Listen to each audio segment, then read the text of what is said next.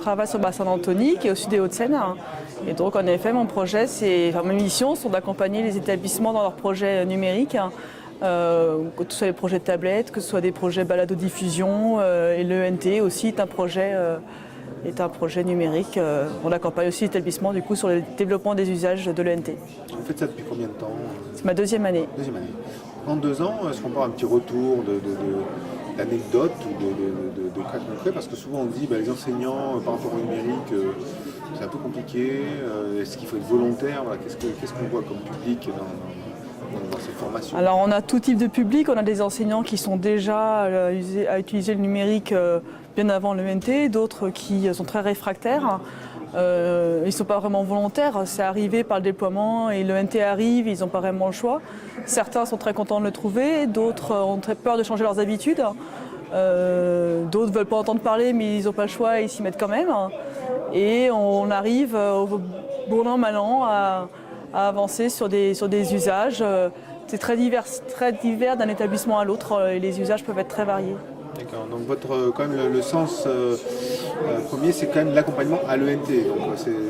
C'est une des missions et en ce moment, c'est vrai que ça nous prend beaucoup de temps, compte tenu que c'est un petit peu le thème du moment dans le département. Est-ce qu'on constate des transformations de comportement ou d'usage chez les enseignants ou c'est très très progressif? C'est très très varié. Il y a des enseignants qui vont utiliser l'ENT juste pour faire strict minimum, appel, peu de vie scolaire, cahier texte, juste devoir obligatoire, et d'autres qui vont vraiment s'emparer de l'outil. Et ce qui est très étonnant, c'est qu'en fait les différences d'usage ne sont pas forcément liées aux compétences numériques des enseignants.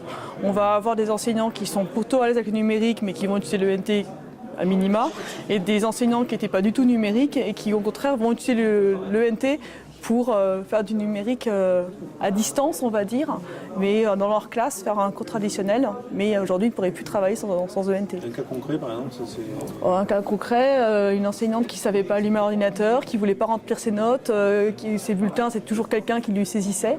Le jour de l'ENT, elle était obligée de prendre la main sur l'ordinateur, de faire l'appel, de remplir son cahier texte. C'était la première marche.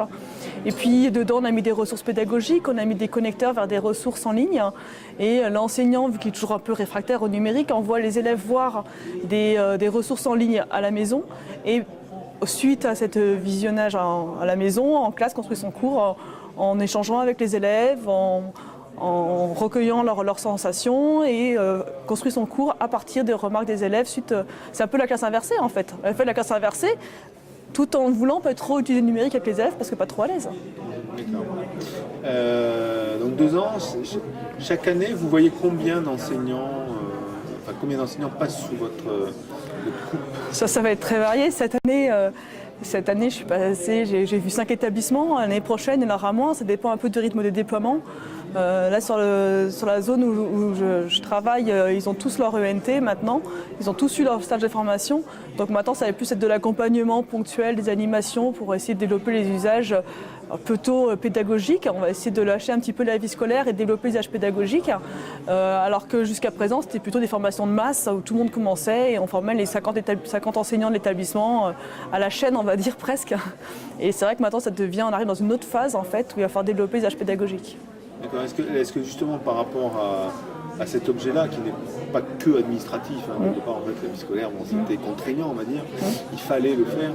Là on touche à la pédagogie, donc quelque part l'enseignant s'y reconnaît mieux dans ce genre d'objectif. Je ne sais pas si c'est un problème de s'y reconnaître, c'est un problème d'évolution de pratique. Et c'est pas toujours simple d'évoluer les pratiques. Les enseignants qui étaient habitués à faire leurs cours d'une certaine façon, il faut qu'ils remettent en cause leur façon d'enseigner, il faut qu'ils retravaillent en quoi telle ressource, tel connecteur vers des ressources numériques mathématiques, des ressources en histoire géo, des ressources en balado-diffusion pour Audiolingua par exemple, avoir des podcasts, peut grâce à l'ENT faire évoluer les pratiques. Et ça à mon avis c'est un travail de longue haleine et il y en a qui vont le prendre très rapidement et d'autres beaucoup plus lentement, mais chacun a son rythme et le but c'est d'accompagner chacun dans ses projets. D'accord, donc vous êtes positif par rapport à l'évolution des pratiques dans un ENT? Je ne pense pas qu'on va aller en reculant, on ne va pas perdre des pratiques. Il faut prendre le temps, que les gens s'approprient l'outil Et au-delà de juste un outil, justement, c'est toute la pédagogie derrière qui est à retravailler.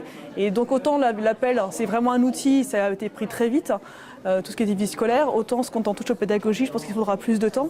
Mais c'est des choses qui vont arriver de toute manière, ça va avec l'évolution de la société. Et je pense que c'est un tournant qu'il faut pas que l'éducation nationale rate.